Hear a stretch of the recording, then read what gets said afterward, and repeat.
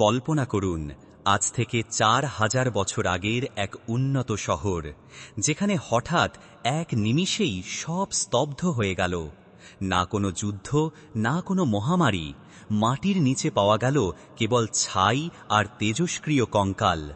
মহেঞ্জোদারোতে কি তবে সত্যিই পৃথিবীর প্রথম পারমাণবিক বিস্ফোরণ ঘটেছিল? ১৯২২ সাল প্রত্নতাত্ত্বিক রাখালদাস বন্দ্যোপাধ্যায় যখন সিন্ধু নদের তীরে খনন কাজ শুরু করেন, তখন তিনি হয়তো কল্পনাও করেননি তিনি কি আবিষ্কার করতে যাচ্ছেন। ধুলোর আস্তরণ সরাতেই বেরিয়ে এলো এক আধুনিক নগর সভ্যতা। কিন্তু আশ্চর্যের বিষয় ছিল এর নাম। স্থানীয়রা এই জায়গাকে বলতো মহেঞ্জোদারো, যার আক্ষরিক অর্থ হল মৃতের পাহাড়। কেন এই নামকরণ? কেন একটি জীবন্ত শহরকে মানুষ কেবল মৃতের ঢিবি হিসেবে মনে রাখল? হাজার বছর ধরে মাটির নিচে চাপা পড়ে থাকা এই শহরটি যখন পৃথিবীর সামনে এলো, তখন জন্ম নিল এক অমীমাংসিত রহস্য।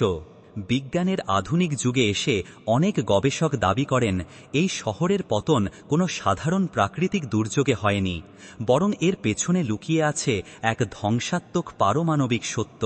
খনন কার্যের সময় প্রত্নতাত্ত্বিকরা শহরের রাস্তায় রাস্তায় ছড়িয়ে ছিটিয়ে থাকা অবস্থায় অনেকগুলো কঙ্কাল খুঁজে পান। সাধারণ যুদ্ধ বা আক্রমণে মানুষ যেভাবে মারা যায়, এগুলো তার চেয়ে অনেক আলাদা ছিল। কিছু কঙ্কাল পাওয়া গিয়েছিল রাস্তার একদম মাঝখানে, কেউ কেউ একে অপরের হাত ধরেছিল, যেন তারা কোনো আসন্ন মহা বিপদের জন্য অপেক্ষা করছিল। সবচেয়ে অদ্ভুত ব্যাপার হল, এই কঙ্কালগুলোতে কোনো ধারালো অস্ত্রের আঘাত ছিল না, কোনো হাড় ভাঙা ছিল না। তারা সবাই একসাথে এক মুহূর্তে মারা গিয়েছিল, যেন আকাশ থেকে কোনো এক অদৃশ্য শক্তি এসে তাদের জীবন কেড়ে নিয়েছে। বিজ্ঞানীদের কপালে ভাঁজ পড়ল যখন তারা এই কঙ্কালগুলোর তেজস্ক্রিয়তা পরীক্ষা করলেন। গবেষক ডেভিড ড্যাভেনপোর্ট এবং ইতালীয় বিজ্ঞানী এনরিকো ভিনসেন্টি যখন এই কঙ্কালগুলো পরীক্ষা করেন, তখন তারা যা দেখলেন তা ছিল অবিশ্বাস্য। তারা দাবি করেন এই হাড়গুলোতে তেজস্ক্রিয়তার পরিমাণ ছিল স্বাভাবিকের চেয়ে ৫০ গুণ বেশি। এটি কেবল তখনই সম্ভব যদি তারা কোনো উচ্চ মাত্রার রেডিয়েশনের শিকার হয়। জাপানের হিরোশিমা এবং নাগাসাকিতে পারমাণবিক বোমার বিস্ফোরণে যারা মারা গিয়েছিলেন, তাদের হাড়ের তেজস্ক্রিয়তার সাথে মহেঞ্জোদারোর এই কঙ্কালগুলোর মিল পাওয়া যায়। প্রশ্ন জাগে, আজ থেকে ৪,০০০ বছর আগে কি এমন কোনো প্রযুক্তি ছিল যা পারমাণবিক বোমার মতো তেজস্ক্রিয়তা ছড়াতে পারে? মহেঞ্জোদারোর শহরের মাঝখানে এমন কিছু পাথর এবং মাটির পাত্র পাওয়া গেছে যা উচ্চ তাপে গলে কাঁচ হয়ে গিয়েছিল। বিজ্ঞানের ভাষায় একে বলা হয় ভিট্রোফিকেশন। সাধারণ আগুনের তাপে পাথর কখনো এভাবে কাঁচ বা সিরামিকের মতো মসৃণ হয়ে যায় না। এর জন্য প্রয়োজন অন্তত ১৫০০ থেকে ২০০০ ডিগ্রি তাপমাত্রা। সেই প্রাচীন যুগে কিভাবে এত তাপমাত্রা তৈরি হওয়া সম্ভব? কোনো আগ্নেয়গিরি সেখানে ছিল না। তবে কি একি কোনো বিশাল বিস্ফোরণের ফল? গবেষকরা শহরের একটি নির্দিষ্ট জায়গাকে এপিসেন্টার বা বিস্ফোরণের কেন্দ্রবিন্দু হিসেবে চিহ্নিত করেছেন, যেখানে ধ্বংসযজ্ঞের মাত্রা ছিল সবচেয়ে বেশি। ভারতীয় মহাকাব্য মহাভারত এবং রামায়ণে এমন কিছু অস্ত্রের বর্ণনা আছে যা আধুনিক পারমাণবিক অস্ত্রের সাথে হুবহু মিলে যায়। মহাভারতের মৌসল পর্বে একটি অস্ত্রের কথা বলা হয়েছে যার নাম ব্রহ্মাস্ত্র। বর্ণনা অনুযায়ী এই অস্ত্রটি ব্যবহারের পর একটি উজ্জ্বল আগুনের কুণ্ডলী তৈরি হয়েছিল, যা হাজার হাজার সূর্যের সমান আলো দিচ্ছিল। এর ফলে চারপাশের মানুষ পুড়ে ছাই হয়ে গিয়েছিল, আর যারা বেঁচে ছিল তাদের চুল এবং নখ পড়ে গিয়েছিল। খাবার বিষাক্ত হয়ে গিয়েছিল। ঠিক এই একই লক্ষণগুলো আমরা আধুনিক পারমাণবিক বিস্ফোরণের পর দেখতে পাই। তবে কি মহাভারতের সেই ব্রহ্মাস্ত্রই মহেঞ্জোদারোকে ধ্বংস করেছিল? বন্ধুরা, ইতিহাসের এই রোমাঞ্চকর যাত্রা কি আপনাদের শিহরিত করছে? আমাদের চারপাশেই এমন অনেক অজানা সত্য লুকিয়ে আছে যা আমরা এখনো উদ্ঘাটন করতে পারিনি। আননোন মিরর চ্যানেলে আমরা সেই সব ধুলো পড়া রহস্যই আপনাদের সামনে তুলে ধরি। আপনি যদি এই রোমাঞ্চকর অভিযাত্রার অংশ হতে চান, তবে এখনই আমাদের চ্যানেলটি সাবস্ক্রাইব করুন এবং বেল আইকনটি চেপে রাখুন। আপনার একটি সাবস্ক্রিপশন আমাদের নতুন রহস্য খুঁজে পেতে অনুপ্রেরণা দেয়। চলুন আবার ফিরে যাওয়া যাক মহেঞ্জোদারোর সেই ধ্বংসলীলায়। প্রায় 12 বছর ধরে সিন্ধু সভ্যতা নিয়ে গবেষণা করা ডেভিড ড্যাভেনপোর্ট তার বইয়ে দাবি করেন মহেঞ্জোদারো কোনো যুদ্ধের মাধ্যমে ধ্বংস হয়নি। তিনি শহরের মাঝখানে প্রায় 50 গজ ব্যাসের একটি এলাকা খুঁজে পান যেখানে সবকিছু গলে ছাই হয়ে গিয়েছিল। তিনি এটিকে দ্য এপিসেন্টার বলেন। তার মতে সেখানে একটি আকাশপথ থেকে আসা বিশাল বিস্ফোরণ ঘটেছিল। তিনি আরও বলেন ধ্বংসাবশেষের ওপরের স্তরটি অত্যন্ত মসৃণ এবং কাঁচের মতো, যা কেবল আকাশ থেকে নেমে আসা তীব্র তাপেই সম্ভব।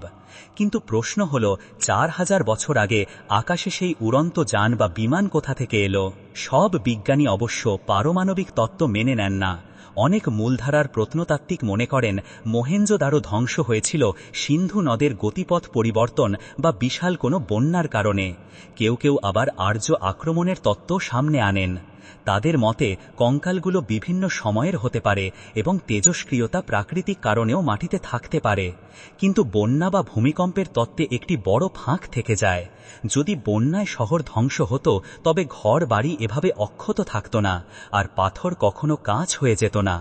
বন্যাগা ভূমিকম্পে মানুষ কখনো এভাবে তেজস্ক্রিয়তায় আক্রান্ত হয়ে মারা যায় না। আধুনিক পারমাণবিক বোমার জনক জে রবার্ট ওপেনহাইমার যখন 1945 সালে প্রথম পারমাণবিক পরীক্ষা সফল করেন, তখন তিনি গীতার একটি শ্লোক আওড়েছিলেন, এখন আমি মৃত্যুতে পরিণত হয়েছি যে পৃথিবীকে ধ্বংস করে। তাকে যখন জিজ্ঞেস করা হয়েছিল এটিই কি পৃথিবীর প্রথম পারমাণবিক বিস্ফোরণ, তিনি উত্তর দিয়েছিলেন, আধুনিক যুগে হয়তো প্রথম। তার এই রহস্যময় উত্তর ইঙ্গিত দেয় যে তিনি হয়তো প্রাচীন সভ্যতার এই ধ্বংসাত্মক অস্ত্র সম্পর্কে জানতেন। ওপেনহাইমার নিজে সংস্কৃত জানতেন এবং প্রাচীন ভারতীয় গ্রন্থগুলো নিয়মিত পড়তেন। কিছু গবেষক আরও এক ধাপ এগিয়ে বলেন এই ধ্বংসযজ্ঞ মানুষের হাতের কাজ নাও হতে পারে। প্রাচীন মহাকাশচারী তত্ত্ব বা এনশিয়েন্ট অ্যাস্ট্রোনট থিওরি অনুযায়ী ভিনগ্রহের প্রাণীদের সাথে প্রাচীন মানুষের যুদ্ধ হয়েছিল। তাদের অত্যাধুনিক লেজার বা পারমাণবিক অস্ত্রের আঘাতে মহেঞ্জোদারোর মতো শহরগুলো এক পলকে ধূলিসাৎ হয়ে যায়। পৃথিবীর বিভিন্ন প্রান্তে যেমন স্কটল্যান্ড বা ইরাকেও এমন অনেক ভিট্রিফাইড বা কাঁচ হয়ে যাওয়া দুর্গ পাওয়া গেছে। এসবই কি একই সুতোয় গাঁথা? মহেঞ্জোদারোর ধ্বংস আজও পৃথিবীর অন্যতম বড় রহস্য। তেজস্ক্রিয় কঙ্কাল, কাঁচ হয়ে যাওয়া পাথর আর প্রাচীন মহাকাব্যের বর্ণনা সবই একটি পারমাণবিক বিস্ফোরণের দিকে ইঙ্গিত করে। তবে এর পেছনে সত্যটা কি তা হয়তো সময়ের গর্ভেই হারিয়ে গেছে। আমরা কি আমাদের অতীত থেকে কিছু শিখছি? আজকের পৃথিবীতে হাজার হাজার পারমাণবিক বোমা জমা করা আছে, যা এই পুরো পৃথিবীকে কয়েক শোবার ধ্বংস করতে পারে। মহেঞ্জোদারো কি তবে আমাদের জন্য এক সাবধান বাণী? এক সময়ের সবচেয়ে উন্নত এই শহরটি আজ কেবল ধ্বংসাবশেষ। আপনার কি মনে হয়, মহেঞ্জোদারোতে কি সত্যিই পারমাণবিক যুদ্ধ হয়েছিল, নাকি এটি ছিল প্রকৃতির কোনো অদ্ভুত লীলা? আপনার মতামত আমাদের কমেন্ট করে জানান।